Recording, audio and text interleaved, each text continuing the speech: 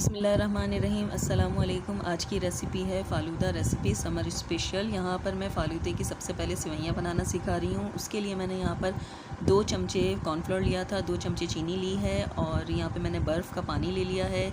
Glass के ऊपर मैंने ये दूध की थैली लगा ली थी। मेरे पास मोल्ड है लेकिन मैं आपको दूध की थैली से बनाना सिखा रही हूँ। आप केचप की बोतल से भी बनाना सीख सकते हैं।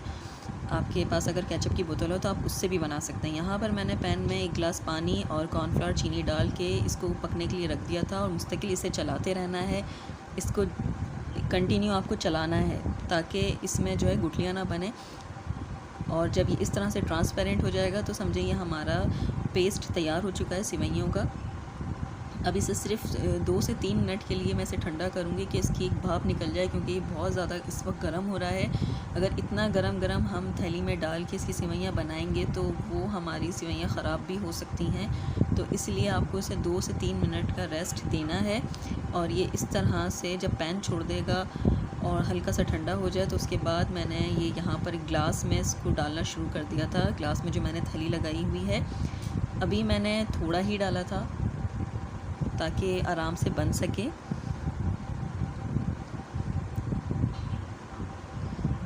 अब इसके ऊपर मैं कांटे से जो है इसमें जो सुराख कर रही हूँ ताकि आराम से वो पेस्ट निकल जाए और सेवइयाँ अच्छे से बन जाएं।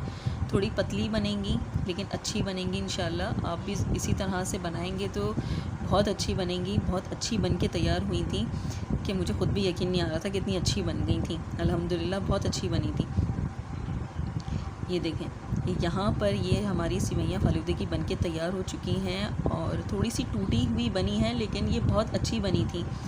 साबुत नहीं बन सकी थी। अगर आपको पूरी लंबी साबुत चाहिए हो तो उसके लिए आप केचप की बोतल का इस्तेमाल कर सकते हैं और उसके लिए तो मोल्ड ही बेस्ट है। फिर यहाँ पर मैंने दूध पकने के लिए रख दिया था। आधा किलो मैंने दूध लिया था। इसके अंदर मैंने 3 से 4 इलायची कूट के डाल दी थी और 1/4 कप मैंने इसके अंदर चीनी डाली थी। 1/4 कप मैंने इसलिए इसमें चीनी डाली है क्योंकि मुझे इसके अंदर बर्फ़ी डालनी थी। मुझे 2 मेरे पास छोटे छोटे क्यूब्स थे बर्फ़ी के, तो वो मुझे इसमें डालनी थी, तो इसलिए मैंने थोड़ा मीठा कम रखा था। और जब तक ये दूध हमारा पक रहा है, यहाँ पर मैंने दूसरी तरफ जेली को तैयार करना शुरू कर दिया था। आधा कप मैंने पानी लिया था और इसके अंदर मैंने जेली का पूरा मिक्सचर डाल दिया था। साथ में मैं दूध को भी देखती जा रही थी। ये बॉईल हो रहा था और साइडों में जो इसकी मलाई आ रही थी वो मैं किनारों से चमचे की मदद से, स्पैचुला की मदद से उसे साइड में कर रही थी।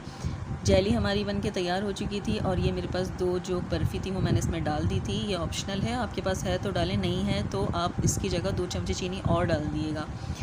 दूध को इतना पकाना है कि ये थिक हो जाए और ये आधा रह जाए। आधा किलो दूध था तो यानी 1 पाव के करीब दूध रह जाए।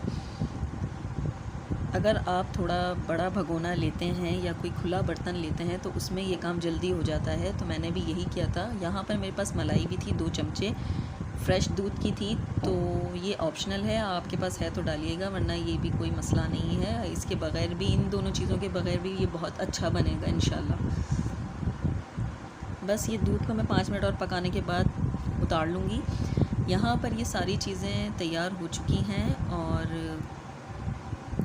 और मैंने इन्हें सबको अलग अलग करके रख दिया है। दूध है, जेली है, तुखम बलंगा है, पिस्ते हैं और ये हमारी सेवइयाँ हैं। पिस्ते गार्निशिंग के लिए हैं। वैसे भी अगर ज़्यादा इसमें मेवा डालना चाहें तो ये आपके ऊपर है, आप जितना डालेंगे आपकी मर्ज़ी, आपको जो जो चीज़ें पसंद है आप वो डाल सकते हैं।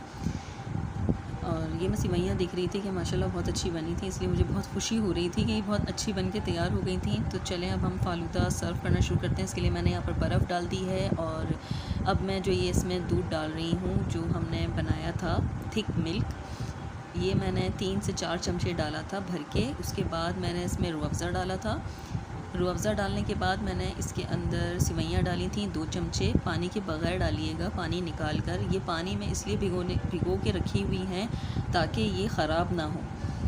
और फिर उसके बाद मैंने 1 चमचा तुखम बलंगा डाला था और जेली डाली थी, फिर आइसक्रीम डाली थी, वनीला आइसक्रीम का मैंने इस्तेमाल किया था। फिर थोड़ा सा और रूह अफ़ज़ा इसके ऊपर मैंने गार्निश कर दिया था और एक जेली से गार्निश कर दिया था, थोड़ा सा पिस्ता डाल दिया था और ये बहुत ही अच्छा बन के तैयार हो चुका था हमारा फ़ालूदा। और बहुत अच्छा भी लग रहा था कि हर चीज़ घर की बनी हुई थी, साफ़ सुथरी थी। और बहुत ही कम ख़र्चे में बहुत ज़्यादा बन गया था। मतलब मैं आपको बोलूँ तो मैंने तकरीबन ये जो ग्लास आप देख रहे हैं, ये ग्लास मैंने 7 ग्लास मैंने इन सारी चीज़ों से बनाए थे। तो बहुत आराम से ये समझे आधा किलो दूध के साथ और आइसक्रीम के साथ, आइसक्रीम और दूध ही मैंने समझे ख़रीदा है, बाकी सारी चीज़ें घर में थी। और उम्मीद करती हूँ आपके घर में भी ये सारी चीज़ें मौजूद होंगी, तो आप भी इंशाल्लाह इसको ज़रूर बनाइएगा और मुझे बताइएगा आपको ये कैसी लगी रेसिपी। यहाँ पर ये ग्लास हमारा तैयार हो चुका है। इसके ऊपर मैंने थोड़ा सा रूह अफ़ज़ा और डाल दिया था। यहाँ पर इसी तरह से मैं दूसरा ग्लास भी तैयार कर लूँगी।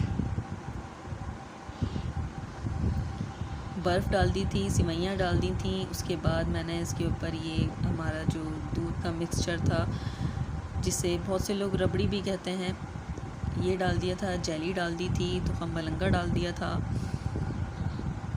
उसके बाद मैंने इसके ऊपर आइसक्रीम डाल दी थी।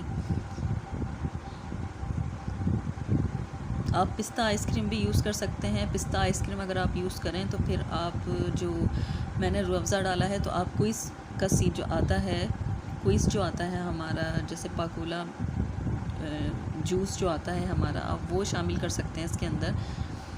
बादाम वग़ैरह जो भी आपको इसके अंदर ड्राई फ्रूट्स डालना है वो भी डाल सकते हैं। ये सब आपके ऊपर है, आपकी चॉइस, आपको जो पसंद हो आप इस पे डाल सकते हैं। यहाँ पर ये हमारा फ़ालूदा तैयार हो चुका है, सर्व कर चुकी हूँ मैं। और उम्मीद करती हूँ आपको मेरी ये रेसिपी ज़रूर अच्छी लगी होगी। अच्छी लगी हो तो लाइक शेयर सब्सक्राइब ज़रूर कीजिएगा और इंशाल्लाह फिर मुलाकात होगी नेक्स्ट रेसिपी के साथ। तब तक के लिए इजाज़त दीजिए। अल्लाह हाफ़िज़।